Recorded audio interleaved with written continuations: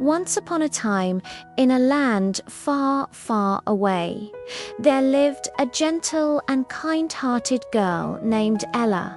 She lived with her father, who loved her more than anything in the world.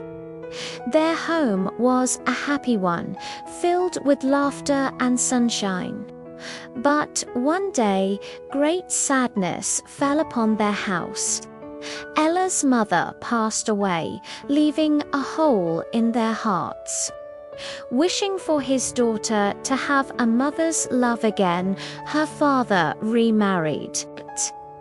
His new wife was a proud woman with 2 daughters of her own, Anastasia and Drizella. At first, they were polite, but soon their true, unkind natures were revealed. When Ella's dear father also passed away unexpectedly, the stepmother and her daughters took over the house. They were jealous of Ella's grace and beauty. They took away her lovely dresses and made her wear old rags. They forced her to do all the chores, from scrubbing the floors to cooking the meals and cleaning the fireplaces, covered in soot and cinders from her work. They cruelly nicknamed her Cinderella. Despite her difficult life, Cinderella remained kind and gentle. Her only friends were the little mice who lived in the walls and the birds who came to her window. She shared her food with them, and they, in turn, adored her. She would sing sweet songs while she worked, dreaming of a happier life, a life where she was loved and respected once more. She never lost hope, believing that one day her dreams of happiness would come true. One morning, an invitation arrived at every house in the kingdom. The king was throwing a magnificent royal ball so that his son, the prince, could find a bride. Every young woman in the land was invited to attend. Anastasia and Drizella could talk of nothing else. They shrieked with excitement, ordering Cinderella to help them prepare. Cinderella, iron my sash. Cinderella, polish my shoes. They commanded. Cinderella worked tirelessly, helping them get ready, even though she longed to go to the ball herself. She imagined dancing in the grand ballroom and meeting the handsome prince. "May I go to the ball too?" she asked her stepmother timidly. The stepmother and stepsisters laughed cruelly. "You, in your rags and covered in dirt, you would be a disgrace." Her stepmother sneered.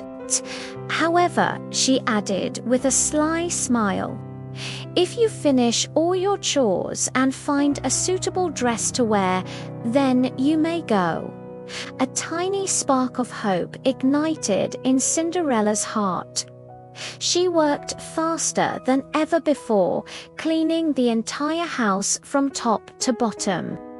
Meanwhile, her little mice friends, seeing her determination, decided to help. They found an old dress that had belonged to Cinderella's mother. It was a bit old-fashioned, but with their clever little paws, they began to fix it up.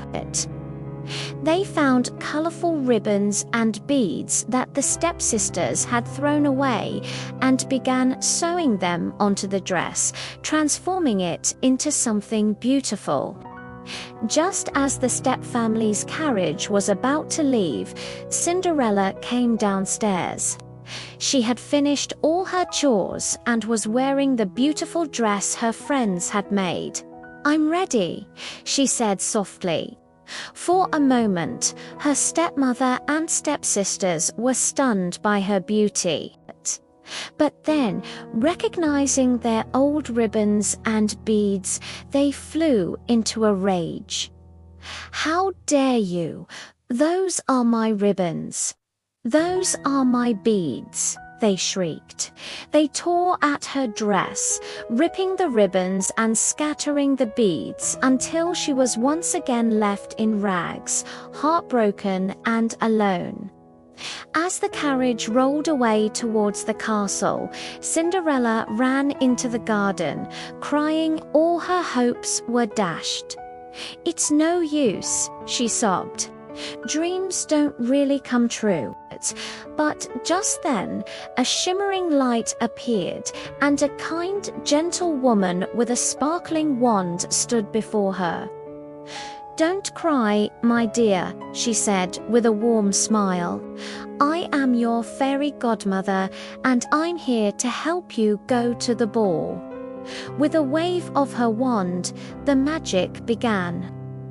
"First, we need a coach." She tapped a large pumpkin in the garden, and with a poof of glittering dust, it grew and transformed into a magnificent golden carriage.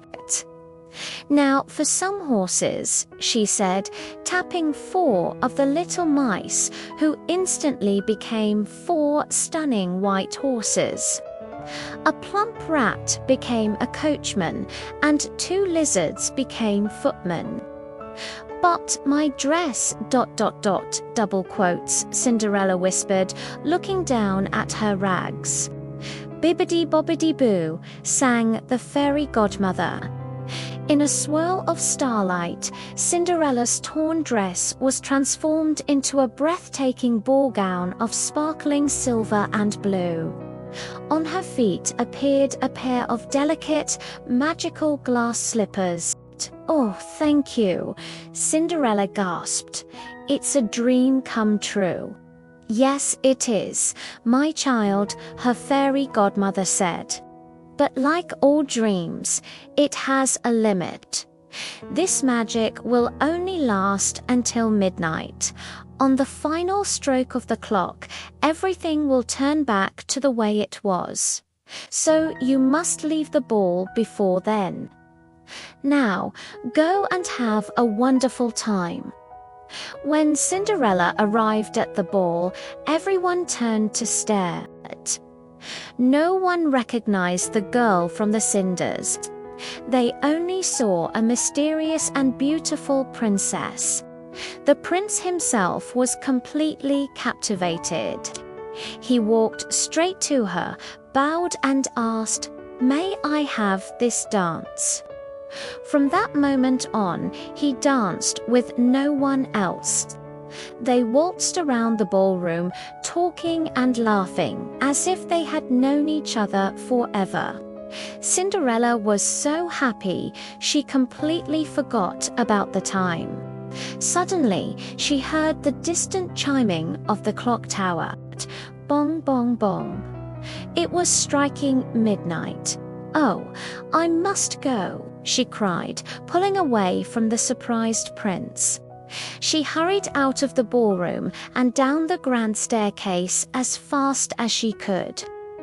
In her haste, one of her glass slippers slipped off her foot and was left behind on the steps.